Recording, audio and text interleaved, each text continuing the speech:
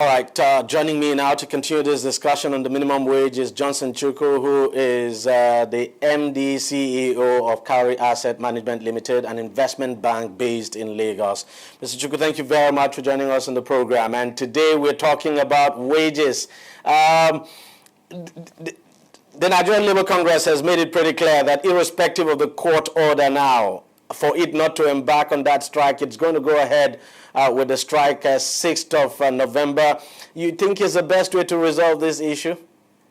I certainly think that's not the way to go. In the first place, I have issues with the fundamental challenge of having a unified minimum wage. But beyond that, given that there is a court of competent jurisdiction that has given an order restraining them from going on strike, I think it will amount to contempt of court for them to disregard that court order. Again, you cannot say you're a labor leader, a labor group, and then you breach court orders and expect the law to protect you. So I think the labor leaders have to have a rethink on the resolution that they will go ahead with the strike despite the court order. Because if we all begin to disregard court orders, we are actually moving to a state of anarchy. And I believe the labor leaders should be among those that want to preserve the sanctity of the law. Let's talk about this uniform, minimum wage that you talked about, because there's one issue that I actually raised with the president of the NLC, and he stubbornly defended the position that it was necessary to have a uniform minimum wage, and the idea is if. Let's face it, the states are not equal. They don't earn same amount of revenue. So just give me your own take on this issue of a uniform national minimum wage. Well, I'm actually coming from a perspective of a free market thinker. In a free market economy, the employer should be allowed to determine the appropriate way to pay, while as workers should be in a position to determine the minimum they should take. The reality is that in this case, are you saying in this case it is the workers who are determining the minimum wage? No, you see, organizations, just like you mentioned, states, have different capacity, financial capacity. Absolutely. If you impose minimum wage, and that minimum wage is beyond the level that employers of labor can afford, that will rather lead to higher level of unemployment instead of solving the issue that the labor union wants to address. You see, the key thing that labor union should be driving is for us to improve productivity in the country, to make for a more open economy that will encourage private sector to invest and employ more workers, and not necessarily the issue of minimum wage. If you have a regimented labor law, it keeps away or scares away or discourages investors from coming to the economy.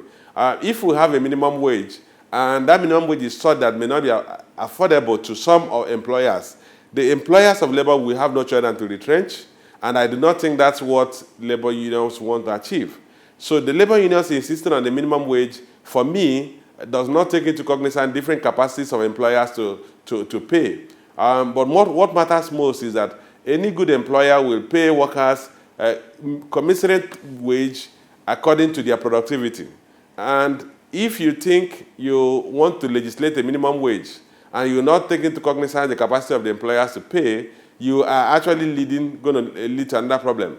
Right now, we have a number of states that cannot afford to pay salaries. Some states are owing salaries as long as much as 10, 13 months. And you want to impose higher minimum wage on them, you should expect that they will respond by downsizing. But they've also argued that, look, in other countries like the United States of America, there's what is called the national minimum wage. Yes, but economics are unique and peculiar in their own ways. The Nigerian economy is suffering from high incidence on unemployment. At the last count, we had about 18.8% unemployment. We're not talking about unemployment. If we add unemployment, we'll be going to close to 40%. And the U.S. economy is dealing with an unemployment rate that is less than 5%. So they are incomparables. So we have to recognize that. And it's only when you have a near level of employment that you can be talking of, okay, we now need to define what a minimum wage is. Right now, our priority should be to create employment, to take away a lot of people who should be employed that are not employed, to give people opportunity to spread themselves in terms of competence, and that should be the critical factor now. and not the minimum wage. But do you think it is right, let's face it, to get every state to pay equal or the same wage, if you like, when you consider the peculiarity of Nigeria and the peculiarities of the various states of this country? The fact is that as we speak today, even at 18,000 naira, quite a number of the states are not able to pay. Of course, we have states that are able to pay more than that, and as a matter of fact, some are actually paying more than the national minimum wage of 18,000 naira. But the fact is that when you now negotiate on a uniform basis, fact is some states are not making as much money as others. Well, that's why I say that the concept of minimum wage may not effectively apply in the country, in Nigeria. Not all states, not all employers of labor have the same financial capacity to pay.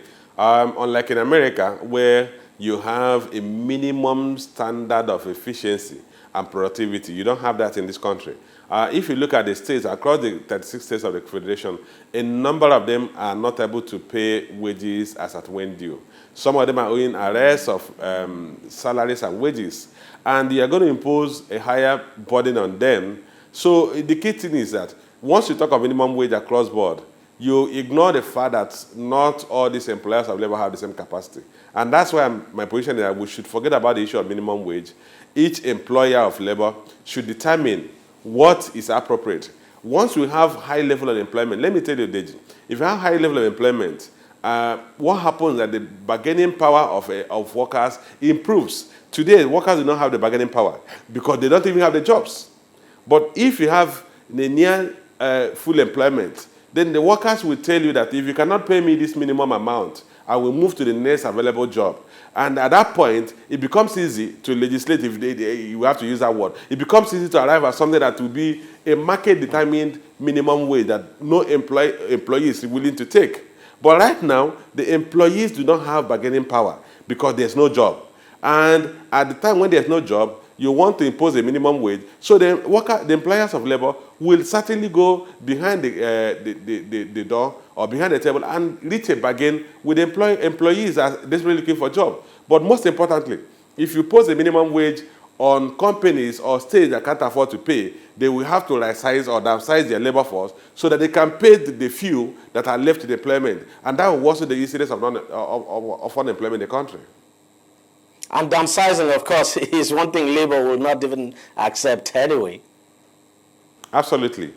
So labor should determine what is of paramount importance to them to improve the level of employment in the country, to reduce the level of unemployment, or to achieve a minimum, to secure a minimum wage that will lead certainly to further increase in level of unemployment. What do you make of the figures on the table right now as we speak? The governors have proposed 22,500 naira. The federal government is saying it will pay 24,000 naira. We understand the private sector is looking at, say, around 25 to 27,000 naira. What do you make of these figures on the table? But labor, of course, as you know, is insisting on 30. Well, that takes us to the same fundamental issue that not all the employers of labor have the same capacity to pay. If you look at the federal government, you look at the current expenditure of the government accounts for about 70% of total budget. But if you now look at the current expenditure as a percentage of government revenue, you are talking of something close to 100% as a percentage of government revenue. Then that excludes, then when you add, if you exclude the debt service obligation, you are talking close to something like 80%. So the federal government itself does not even have so much headroom for higher wage bill. Then if you look at the states, I had mentioned earlier that a lot of the states are finding it difficult to pay. We have lived in the past 3 years where the federal government granted budget support loans to some of the states to make them pay their wage bills. And we've seen where the federal government is insisting that the Paris Club refund must be deployed to pay pensioners and workers. But the reality is that those things are one-off payments. They are not consistent flow of revenue for the states. So even if you use those windfalls to meet arrears of wages and pensions, it does not necessarily mean that the state government will continue to earn enough income to meet those wage bills. So the fact that the state government are saying they will pay 22,500, the federal government is ready to pay slightly higher than that, and the organized private sector is asking for something, should actually communicate to the labor leaders that these different employers have different capacity to pay. Thank you very much, Mr. Johnson Chukwu, for your contributions. My pleasure. We'll take a short break and we'll be right back to talk about politics. On Deji 360, we don't just ask the questions. What is wrong with amending the Constitution the way the National Assembly members have been doing it? We seek answers. Constitution is constituent. Our problem is not lack of laws. Our problem is lack of the willpower to implement our laws. Answers that provide clarity. While we negotiate, we should try to make it a point that the girls must be complete. The clarity you need to make informed judgment so that you can make the right decision and take action.